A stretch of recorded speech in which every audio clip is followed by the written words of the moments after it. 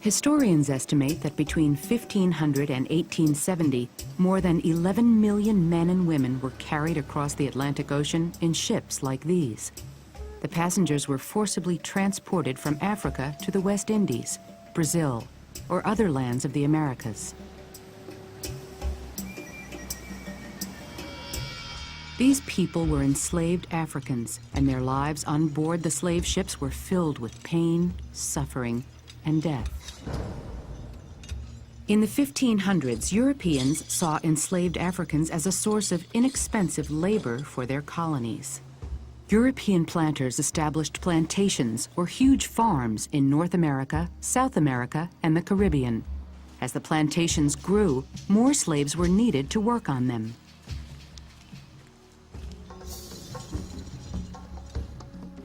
Slavery had existed in Africa since ancient times. Some African kings and merchants captured people and sold them as slaves to European traders, as well as to Arab merchants. When the demand grew, kings often sent their warriors to attack neighboring villages for slaves. The Europeans treated slaves like cargo. They were locked inside cells for weeks until ships could take them to colonies across the ocean. For slaves, life on a slave ship during the Middle Passage was a nightmare. Even crew members were shocked by the conditions in the slave holds. When I had to enter the slave deck, I was forced to crawl over the slaves. The Negroes are frequently packed so close together that they have not so much room as a man in his coffin. I was so overcome with the heat, stench, and foul air that I nearly fainted.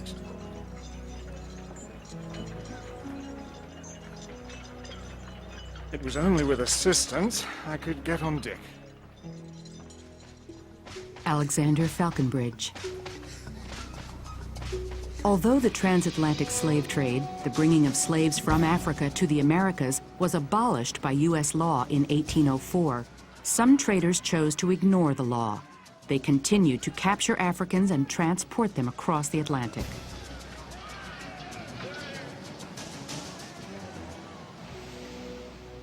On June 28, 1839, the Amistad set sail from Havana, Cuba, bound for the Cuban coastal town of Puerto Principe.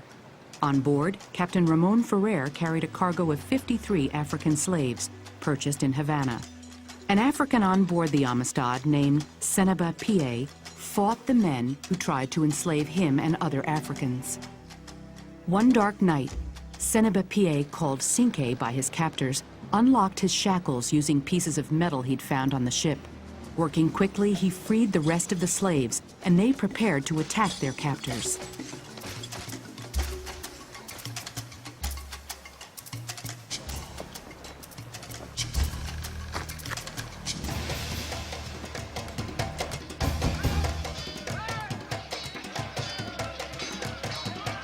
The Africans took over the Amistad.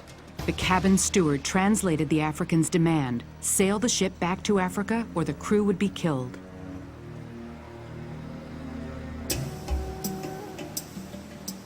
Instead of sailing for Africa, the currents of the Gulf Stream pulled the Amistad north. In the summer of 1839, American newspapers along the eastern seaboard reported wild stories of a ship manned by black pirates. An American ship called the Washington found the Amistad and captured it. The ship, including the Africans, was taken into custody. The Spanish government, which had colonized Cuba, demanded that President Martin Van Buren send the Africans to Cuba, where they would remain slaves. But former President John Quincy Adams thought that the slaves should remain free. He argued that since they had been taken from Africa illegally, they were not then legally slaves. For more than a year, Adams fought for the Africans' release. On March 9, 1841, the Supreme Court of the United States announced its decision. It is the ultimate right of all human beings in extreme cases to resist oppression. and to apply force against ruinous injustice.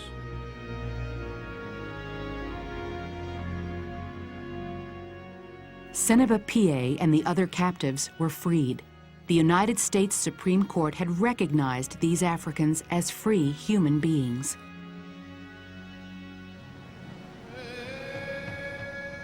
Although the Atlantic slave trade came to an end in the 1800s, the damage had been done. African societies were disrupted by depopulation and warfare. Some 2 million people had died on slave ships, and millions more had been forced to endure a life of slavery.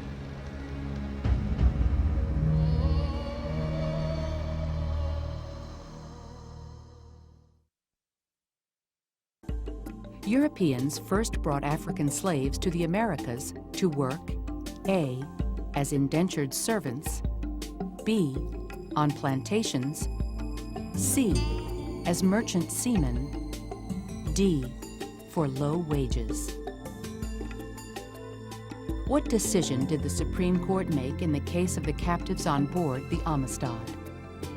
A, the court recognized the captives as free human beings. B, the court sent the captives back to Cuba. C, the court ended the slave trade. D, the court sentenced the captives to a prison term for mutiny. What were the causes and effects of the Atlantic slave trade?